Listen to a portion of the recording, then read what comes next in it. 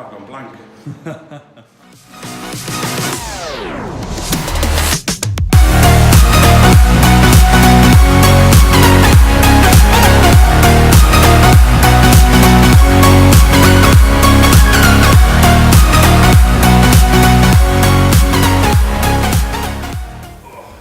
Right, welcome back to another Mustang video. Today's video, well, it's the same as our lights video. It's just the same night, but we'll just put them into different videos. But what I'm going to show you now, as I know we've got a lift here, but the jacking points on this are a bit skeptical at best, and the lift, it's a bit off. So what we're going to do is, as you can see, we've got a little Halfords jack there. Can I say Halfords? Yeah, it's on it. And then basically going to just loosen these off. And we're just going to take the torque settings.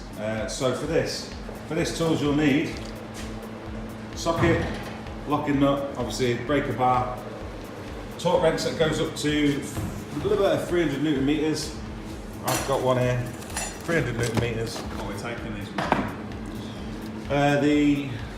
The actual wheel nuts 150 pound-foot, and the nuts on the wheel spacer are 120 pound-foot.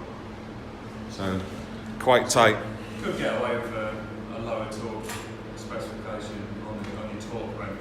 Yeah. You don't need a 300, but don't need it, but you might as well get it. So I'm going to break these wheel nuts off, and then we'll go from there. If you're doing any wheel nuts on any car, make sure the car's on the ground before you loosen them off, just so you're not going to act against it. Because it's a rear wheel on this one, I'm only going to show the rear wheel. Handbrake's on anyway, so they shouldn't move, but best practice is to do them on the deck. So as you can see, torque's up to 150 pound-foot anyway. They're on quite tight. So just going to loosen them off now.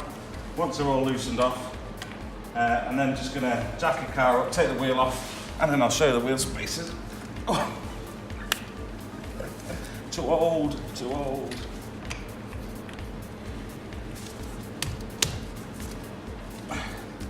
Oh dear. Right. Locking nut. Do.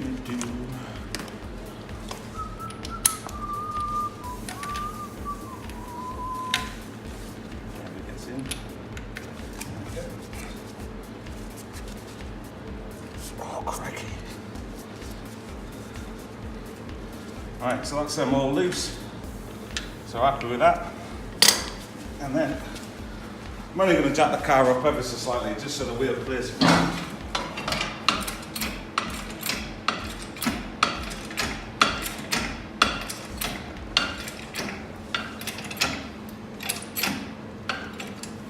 That should probably about do it, I'd say. So that's clear now. Take the lug nuts off. Oh, good tip for you. A friend of mine who won't be named in the past, when I had another car before the Mustang, never used pneumatic tools. It's fine to get them off, don't put them on, because what he actually did was he put the pneumatic tools straight in, didn't align the wheel properly, and then cross-threaded it. So it nearly cost me 200 quid for a new hub. Not cool. But thankfully, because it was a German car, let's say, it had a really weird thread on it. But thankfully, an engineering company in Plymouth had that thread, which was rock hard to get hold of, and retapped it for me. So yeah, all good in the end. But try not to use pneumatic power tools for putting them back on. Well, you can, it's just be careful.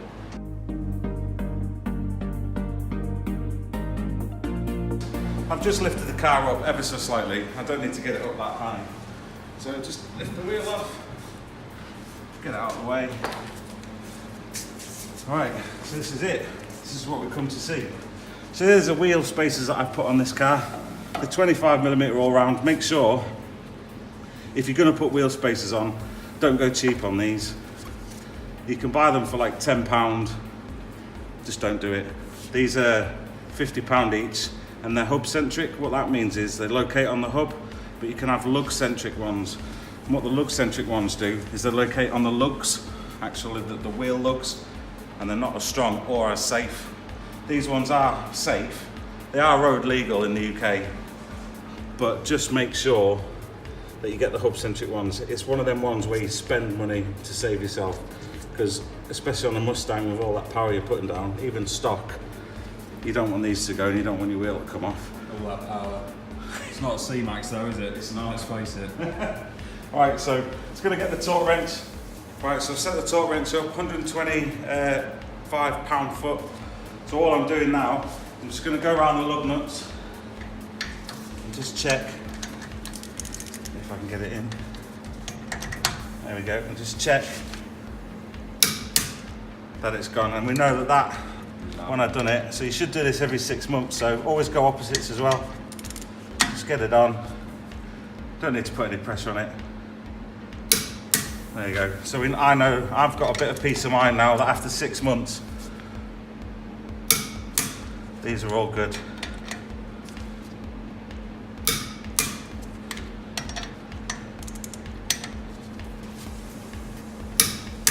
Yeah, I'm happy with that. It's peace of mind more than it is anything. You know, you don't want to be running a car of this power if you put wheel space on it and not check it. I mean, what's that taken us 5 minutes to get the wheel off? And what we've shown you here is that although we have got the jack, the lift, yeah, there's issues with it getting the Mustang on this, but you know, you can do it with the jack. 35 quid jack from a shop, your own tools, and you can check. From a shop we were definitely not already named. Yeah, I think I probably named them. But hey ho, such is life. Yeah, it's fine, I'm sure they'll love the business. Hey, you can't beat their tools, to be honest. Lifetime guarantee, so technically they'll last forever. Just make sure you keep your receipt though. We are talking about Poundland here, aren't we? Poundland, yeah.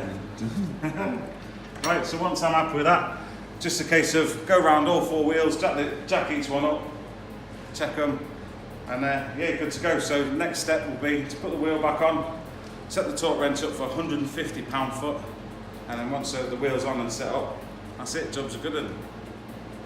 All torqued up now, just putting the wheel back on. Heavy. Sorry, it's flipping heavy. Just line it up. Use your feet if you want. Go by hand. Always go by hand at this bit. Can't stress it enough, like I said before. So the last thing you want to do is right off your threads or your hub. Not good. So get a couple on, he says. Once you're happy, you can move your feet away. But we've got them on loosely. I say loosely, it's tight, so, but what we want to do, so the car's still jacked up, you want to get your torque wrench set to 150 pound-foot, which is just over 200 newton meters for those that work in the metric system. Just while it's still up, because it's a rear, just going to go around, do it in a hexagonal, get it down, 150.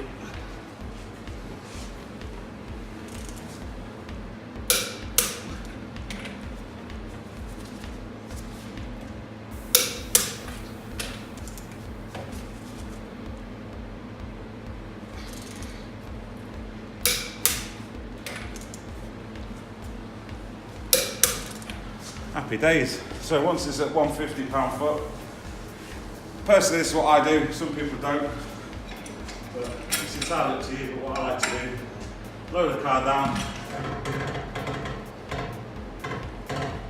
just like that. Once the car's on the ground, just go around and check them again.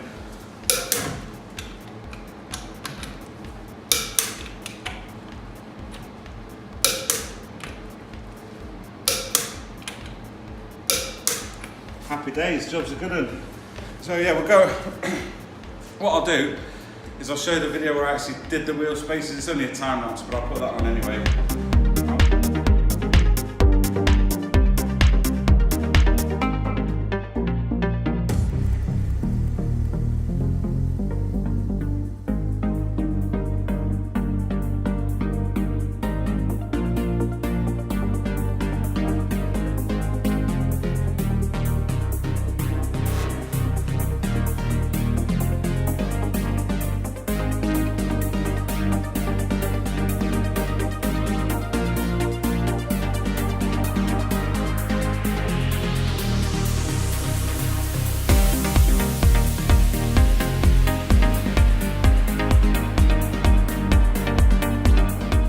won't show you the other wheels. It's exactly the same for all four anyway. If when you're working on the front, it's ideal to have someone with you though, because you don't obviously have a handbrake on the front. Stack the car up, and then when it comes to torquing them down, just get your oppo friend if you can, and just get them to sit in the car, put the brake on. If failing that you can't do it, there is a way to do it where you get, Sam, you get like oh god, I've gone blank. Like a crowbar, and you sort of interlock it. But it was shown like that on a video, but firstly, just use your friend, sit them in the car, get them to push the brake pedal. 120 to 125 pound-foot, you're not gonna do much damage. The car's not gonna roll away. So yeah, happy days. Thanks for watching. Like and subscribe, all that sort of jazz, and we'll see you in the next video. Bye. Bye.